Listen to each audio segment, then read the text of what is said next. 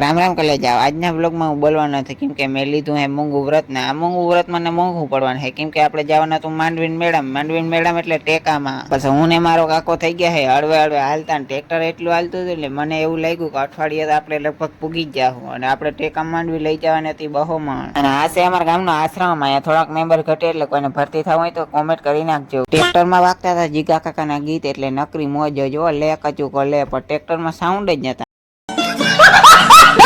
આગળ જતા મેં જીણીને જ રહી જોઈએ. અહીંયા કોક ના ઘોડા છૂટા રખડતા જીને જોતા લઈ જજો વરરાજન ફૂલેકો કાઢવા.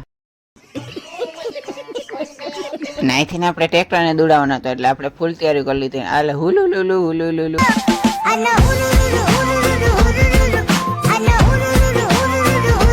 હુલુલુલુ કરતા અમે પૂગી ગયા હિડમ્બાના જંગલમાં. અહીંયા નીકળ્યા બાવળિયા ને ગોળિયા જોઈ પા. તમારી નજર પડશે ને ત્યાં સુધી બાવળિયા ને ગોળિયા જ છે, બીજું કઈ છે જ નહીં. ત્યાં તો અમે આગળ ગયા તો અમને જંગલ વિશે દેખાણી નદી ને ત્યાં જવું તો કેટલી બધી કુંજુ, એટલી કુંજુ મેં કોઈ દી જોઈ નથી. ત્યાં તો અમે પૂગી ગયા સાની ડેમે ને અહીંયા હજી હાલની તકમાં કામકાજ ચાલુ છે અને હજી કેટલા વાર કામકાજ હાલીએ જરાક કોમેન્ટ કરી નાખજો. રખડતા અમે પૂગી ગયા હાઈવે માં થઈને. પછી તો અમે ટ્રેક્ટર દાબી મૂક્યું કેમ કે હાઈવે અમારો નતો ને એટલે. પછી આપણે એટલી બધી મુસાફરી કરી એટલે થઈ ગયા બપોર ને મને લાગી હતી ભૂખ, પણ હજી બપોરે ચડવાના છે નહીં આપણે. તો ફાઇનલી મિત્રો અમે પૂગી ગયા ઘણા દિવસ કલ્યાણપુર. હજી તો આપણે માંડવી ઠલાવવા ઘણું બધું આગળ જવાનું છે ને લાઈન જ અહીંથી ચાલુ થઈ ગઈ. આ લાઈનમાં તો ઊભું કરમની કઠણાઈ હો. પછી હું આપણે કંટ્રોલનો માલ લેવા ગયા લાઈનમાં ઊભી ગયા આપણે તો વારો કેદી આવ્યો ને પાછો હતો આજ છેલ્લોથી ટેકાનો એટલે ગળદી તો બહુ થવાની છે. પછી હું અમે લાઈનમાં ટ્રેક્ટર રાખી દીધું ને હેઠે ઉતરીને જોતા કે લાઈનનો શેડો ક્યાં છે, પણ એટલું ફોન થઈને ઝૂમ કર્યું તો એમને લાઈનનો ક્યાંય શેડો ના દેખાણો.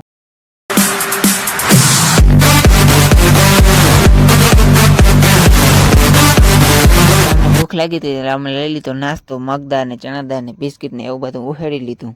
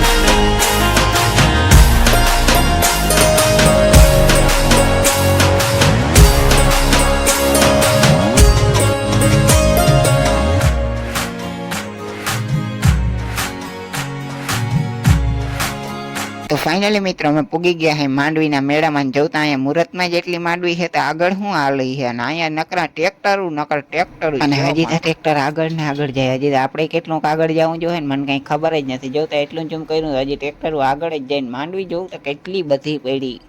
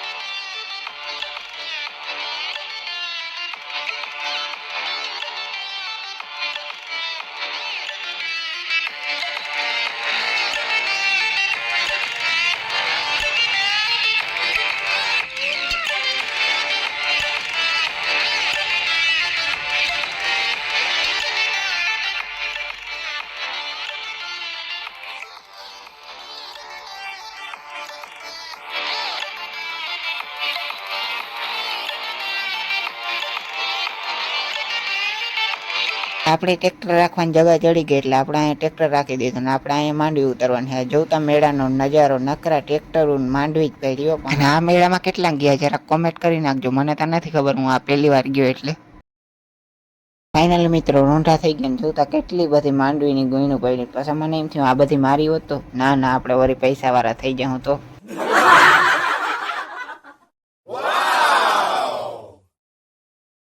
A few moments later. તો ફાઇનલી મિત્રો બીજો દી ઉગી ગયો અને કાલ તો આપણો વારો ના આવ્યો, આજે આવી જાય તો સારી વાત છે. અને અહીંયા પડી તે આપણી માંડવી ઠાર ઝાકર એવો આવ્યો હતો ને તો એમ થાય માંડવીને ધોઈ હોય ને એવું લાગે ને. જોતા અટાણે એકઈ ટ્રેક્ટરો નથી, કેમ કે પોલીસ વાળા આવ્યા હતા ને તે બધાને ટ્રેક્ટરો બાયણે કાઢવા અને ઘણા બધી માંડવી પડ્યો. ઢીગલા ને ઢીગલા પડ્યા માંડવીના. મિત્રો બપોરા થઈ ગયા હતા ને આપણી માંડવી જોખામાં વારો નતો આવતો એટલે આપણે આવી ગયા કલ્યાણપુરની હોટલમાં. માંડવી તો જોખાવી તો જોખાય, નકર થોડો ભૂખો રહેવાય એટલે આપણે દઈ દીધો પંજાબી શાકનો ઓર્ડર ને હોટલ હારી છે. હોટલની અંદર બેઠા એટલે મને એવું લાગ્યું આરામ ભગવાનની કુટિયાતા નથી ને.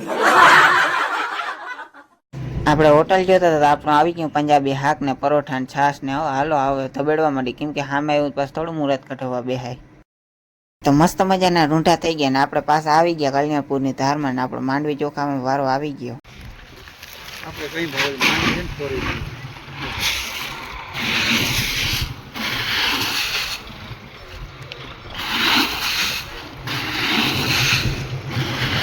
તો ફાઇનલ મિત્રો આપણી માંડવી જોખાઈ ગઈ ને હવે કાકાની માંડવી જોખાવાની અને ઘણા બધા બીજાઓની માંડવી જોખાઈ ગઈ હતી. તો હજી વાહ ખેડૂ ઘણા બાકી છે, અહીંથી દેખાતું નથી પણ હજી વાહ ઘણી માંડવી જોખવાની બાકી પડી.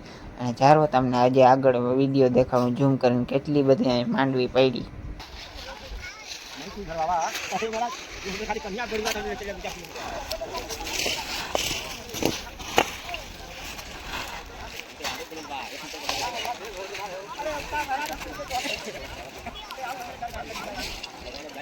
તો તમે જોયું ને કેટલી બધી માંડવી પડી ને અહીંયા આપણે 2 દીથી કૂટાઈ છે એટલે વ્લોગને વિરામ આપી દઈએ. ચેનલને સબસ્ક્રાઈબ અને વિડીયોને લાઈક કરી નાખજો.